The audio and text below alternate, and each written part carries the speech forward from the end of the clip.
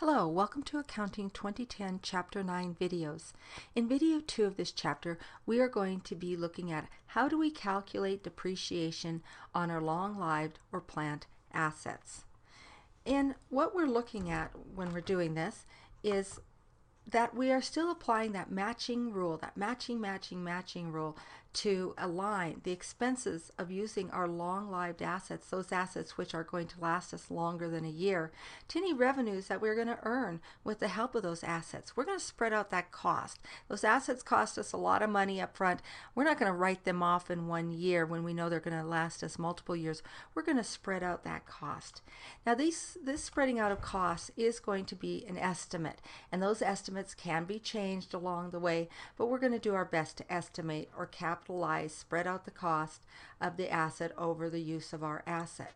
And in order to do that, we're going to go ahead and I'm going to jump out to a spreadsheet, and we're going to apply 3 different methods to a chip machine.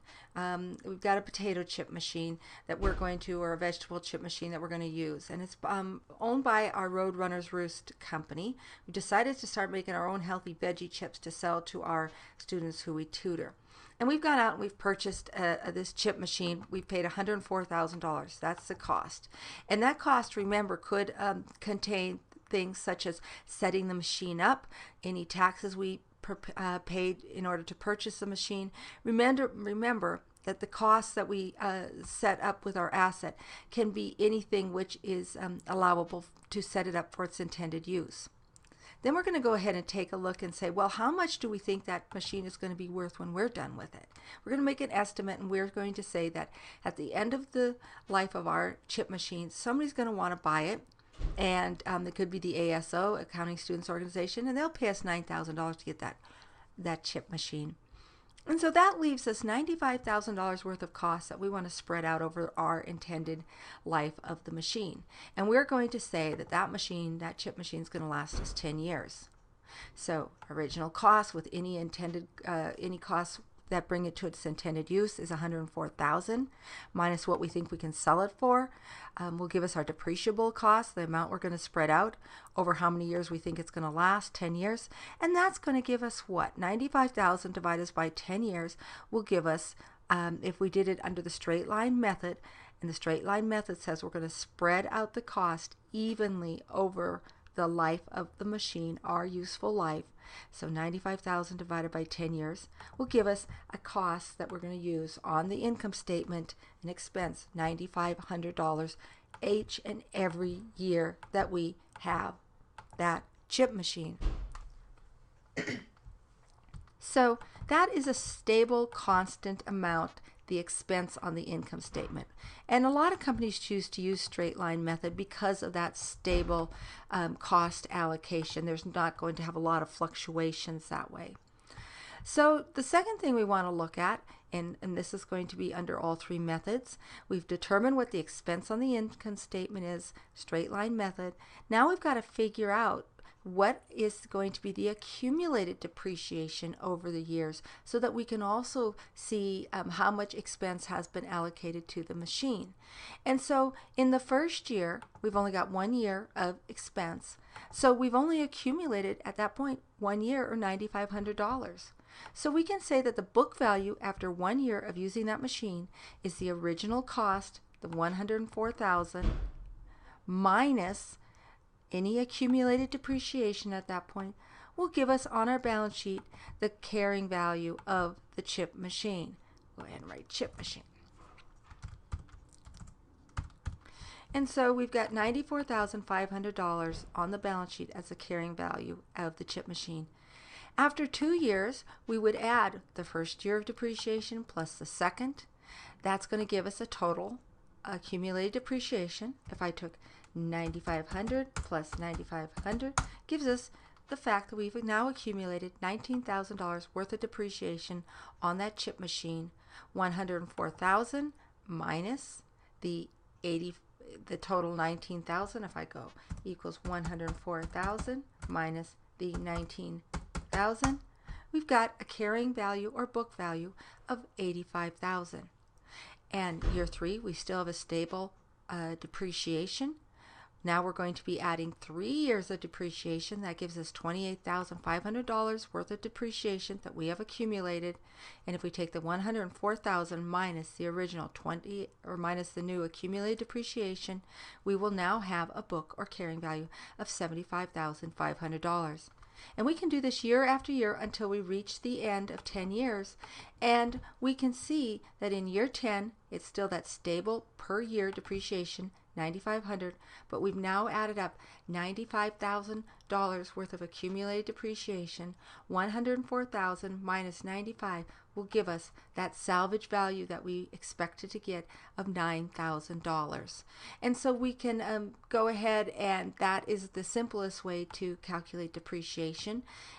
And if any time during this period we thought that the salvage value would be less or more, that the machine would last us a shorter period of time or a longer period of time, we could make some adjustments there and recalculate it. We're not going to do that here, but that certainly is allowable.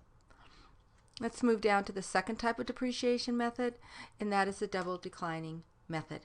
Now, the only thing that makes this a bit trickier is the fact that we are not going to be taking into consideration at the beginning of the calculations the salvage value. We are going to calculate down to the salvage value. What do I mean? All right, so double declining balance basically is an accelerated form of depreciation. It most closely mimics the method which the IRS requires us to use, which is called MACR's Modified Accelerated Cost Recovery System. And it is an accelerated way to depreciate our equipment. Why does the IRS encourage this through their tax policies? Any guesses?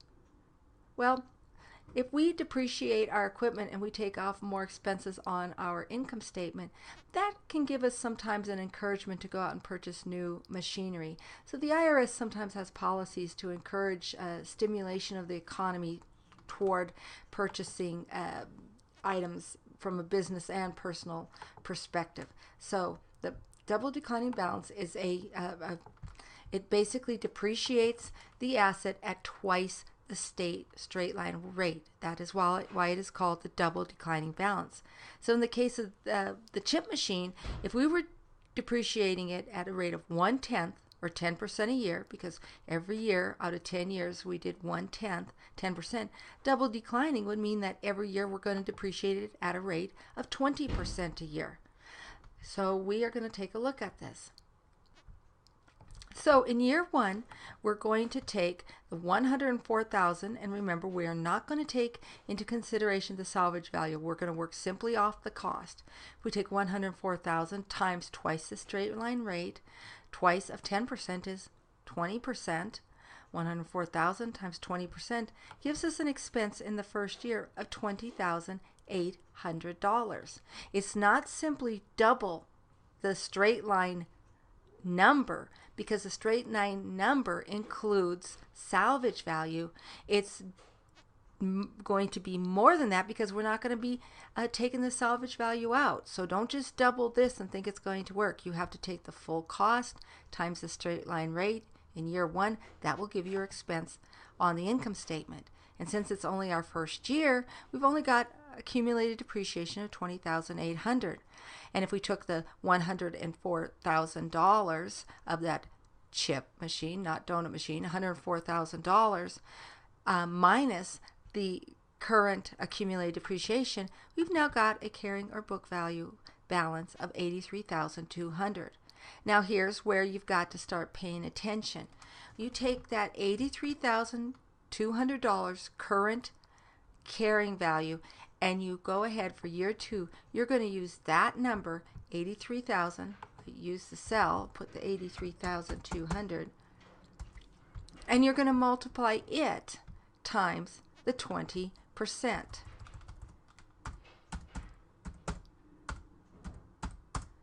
And that will give you the second year's depreciation expense. And if you take and you add the two, you take the $16,640 plus the $20,800, you're going to now have depreciation accumulated depreciation of $37,440. You take the $104,000 original amount minus your total accumulated depreciation to date. That will give you your new carrying or book value. Now if we go up here, if you take the new book or carrying value, that's what this cell says, D31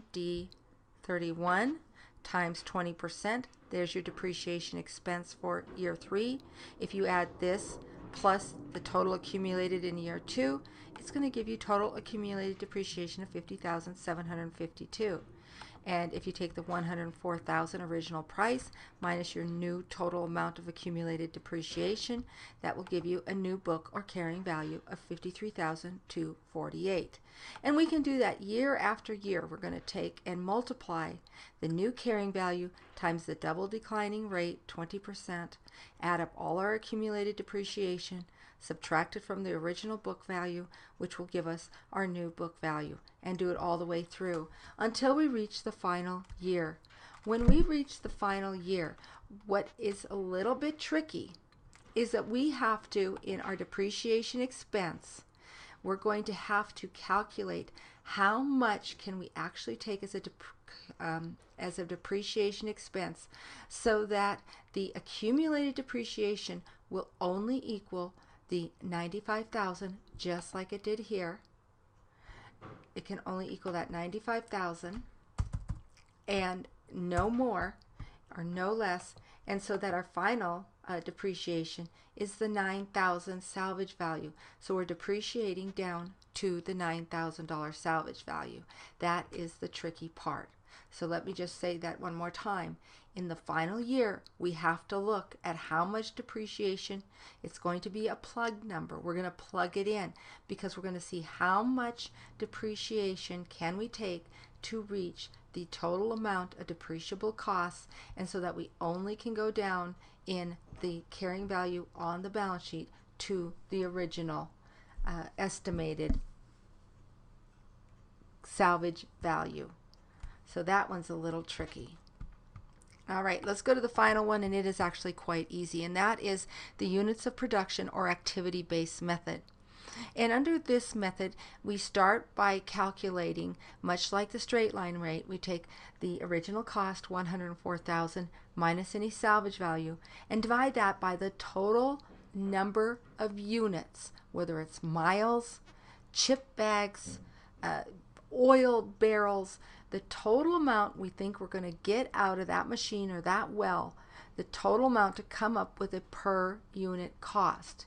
Once we get the per unit cost, we're going to take it and multiply it by the actual number of units or activities. So in the case of the chip machine in year 1, when we realize that we made 30,000 bags of chips, we're going to take the 30,000 times the 38 cents per bag, and we got that 38 cents by taking the original cost, $104,000, minus the salvage value of $9,000, divided by the 250,000 bags of chips we think we're going to be able to produce, and that gives us 38 cents a bag. 30,000 times 38 cents a bag gives us a depreciation expense in year 1 of $11,400.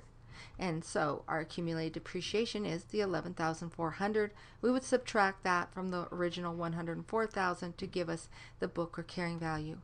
In year 2, we actually made 25,000 bags of chips. We apply that same 38 cents a bag. In year 2, our depreciation expense will be $9,500. We made fewer bags of chips, even though the depreciation rate is the same. Fewer bags gave us a lower depreciation expense. We add these together, that's the accumulated depreciation. Year 3, 20,000 bags times 38, less depreciation yet. And then in year 4, we got back up to 30,000 bags. We got that depreciation back up. So this is a great way to really closely match the actual use of some assets, such as anything that uses miles, or production such as a chip machine. So that describes how we go through the 3 different types of depreciation methods that we have studied in Chapter 9.